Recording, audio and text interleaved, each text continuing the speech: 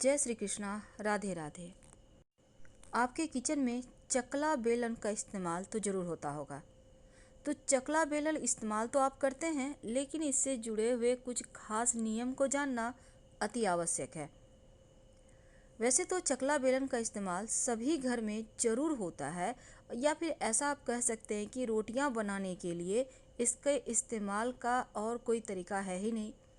जिस तरह से घर में रखी हर वस्तु का वास्तु के अनुसार होना आवश्यक है ताकि घर में सुख समृद्धि बढ़ती जाए, उसी तरह चकला बेलन का इस्तेमाल का भी कुछ वास्तु नियम बताए गए हैं। अगर आप इसका पालन करें तो सर्वोत्तम होगा, क्योंकि मान्यता है यदि आप गलत तरीके से चकला बेलन का इस्तेमाल करते हैं तो बड़े वास्तु दोष को न्योता दे देते हैं। तो चलिए जानते हैं कि कैसा चकला बेलन आपको यूज़ करना चाहिए और इसको रखने को लेकर सावधानियां क्या है। घर की सुख समृद्धि बनाए रखने के लिए कभी भी टूटा फूटा हुआ चकला बेलन इस्तेमाल ना करें, वरना आपके घर में लड़ाई झगड़ा बहुत होगा, क्योंकि टूटा हुआ चकला बेलन घर में कलह कलेश का कारण या फिर वातावरण बना देते हैं, ऐसा हमारा शास्त्र कहता है। अगर हम वास्तु की माने तो खाना बनाने के बाद कभी भी गंदा चकला बेलन मत रखिए। ऐसा करना आपकी आर्थिक स्थिति को बिगाड़ सकता है, खराब कर सकता है। तो जब भी खाना बनाते हैं, खाना बनाने के बाद चकला बेलन को साफ करके फिर आप उसको संभाल कर रखिए। तीसरी बात, देखिए उसके पहले कि हम आगे बढ़े एक और बात बता दें कि कौन सा चकला बेलन इस्तेमाल करना सबसे ज़्यादा अच्छा होता है, लकड़ी का, संगमरमर का या फिर प्लास्टिक या स्टील का। अभी तो हिंडालियम का भी मार्केट में आ गया है। तो कौन सा ज़्यादा अच्छा रहेगा इस्तेमाल करना, या पीतल का, ये भी हम आपको बताएंगे। यदि आप रात के समय गंदे चकला बेलन को सिंक में रखती हैं, जूठे बर्तन के साथ रखती हैं, तो फिर आपके घर में आर्थिक समस्या आएगी ही आएगी। इसलिए भूलकर भी चकला बेलन को जूठे बर्तन के साथ मत रखिए। संभव हो तो हमेशा साफ करके अलग से सफाई करें और हटा कर रखें। जब भी आप चकला बेलन का इस्तेमाल कर रही हैं तो ध्यान रखिए कि रोटियां बनाते समय चकला बेलन से खट खट की आवाज़ या किसी भी तरह की आवाज़ ना आए, क्योंकि चकला बेलन घर में दुर्भाग्य ला सकता है अगर आपके रोटी बनाते समय चकला बेलन से आवाज़ निकले तो। इसलिए इन सावधानियों का पालन भी करना आवश्यक है। मंगलवार के दिन, शनिवार के दिन भूलकर भी चकला बेलन ना खरीदें। साथ ही किसी भी पंचक में 5 दिन होते हैं, तो पंचक के 5 दिनों में मंगलवार के दिन, शनिवार के दिन भूलकर भी चकला बेलन ना खरीदें, वरना घर में धन हानि होगी, आपके ऊपर कर्जा बढ़ जाएगा। आप जब भी खरीदिए चकला बेलन तो हमेशा बुधवार और गुरुवार के दिन ही खरीदें। ये 2 दिन सर्वोत्तम माने गए हैं।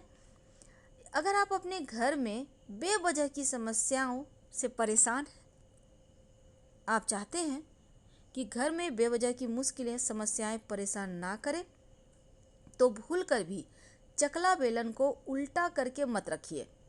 क्योंकि चकला बेलन उल्टा करके रखने से आपसी रिश्ते बिगड़ जाते हैं, संबंध खराब हो जाते हैं, दरार पैदा हो जाते हैं। इसलिए चकला बेलन को भूलकर भी उल्टा मत रखिएगा। जब भी आप चकला बेलन में रोटी बनाएं तो ध्यान रखें कि कभी भी इस पर आटा चिपका हुआ ना छोड़ें। यह भी आपकी आर्थिक हानि को बढ़ा देता है, यानी आर्थिक स्थिति को खराब कर देता है। तो कहने का तात्पर्य, चकला बेलन को आप जब रोटी बना लें तो सफाई करके हटाएं, ताकि चकला बेलन में आटा वगैरह चिपका ना रहे। धोने के बाद कभी भी गीले चकला बेलन का इस्तेमाल तुरंत ना करें। इसको पहले आप सुखा लें, उसके बाद इसका इस्तेमाल कीजिए। गीला चकला बेलन का इस्तेमाल आपके जीवन की मुश्किलों को बढ़ा सकता है, आपके जीवन में परेशानियां ला सकता है। कई बार लोग कलर के चकला बेलन इस्तेमाल करते हैं। अभी तो बहुत सारे रंगों में आ गए, बहुत सारे बर्तन भी आ गए हैं। तो एक बात आप हमेशा याद रखिएगा, काले रंग का चकला बेलन भूल कर भी इस्तेमाल ना करें। ये आपके शनि दोष को बढ़ा देता है और दुर्भाग्य कारक कारण बनता है। इसलिए भूल कर भी काले रंग का चकला बेलन इस्तेमाल मत कीजिए, वरना दुर्भाग्य आ जाएगा। अब देखिए, कई बार जैसा कि हमने शुरुआत में कहा, आपका सवाल ये भी है कि चकला बेलन किस चीज़ का इस्तेमाल करना चाहिए। देखिए, हमेशा पत्थर के चकला बेलन का इस्तेमाल से बचना चाहिए। यानी ना तो आपको चकला इस्तेमाल करना है पत्थर का, ना ही बेलन, क्योंकि वास्तु कहता है कि लकड़ी का चकला और बेलन पत्थर की तुलना में अधिक अच्छा होता है, शुभ होता है। यानी शुभ तो है, लेकिन लकड़ी का सर्वश्रेष्ठ होता है। और वो जो आजकल चला है प्लास्टिक का, एल्युमिनियम का, स्टील का, ये सभी चकला बेलन इस्तेमाल ना करें। अब ऐसा भी चकला बेलन, जैसे कि आपको लगे कि चकला बेलन आप नियमित रूप से हर बार रोटी बनाने के बाद धोना तो है ही, और धोने के बाद दोबारा जब आप इसका इस्तेमाल करेंगे तो अच्छा रहेगा। लेकिन एक बार इस्तेमाल करने के बाद दोबारा इसका इस्तेमाल मत कीजिएगा बिना धोए, इस बात का आपको ध्यान रखना चाहिए। दूसरी तरफ चकला बेलन आप, जैसा हमने कहा, स्टील का, एल्युमिनियम का, ये सब इस्तेमाल करना अच्छा नहीं माना जाता।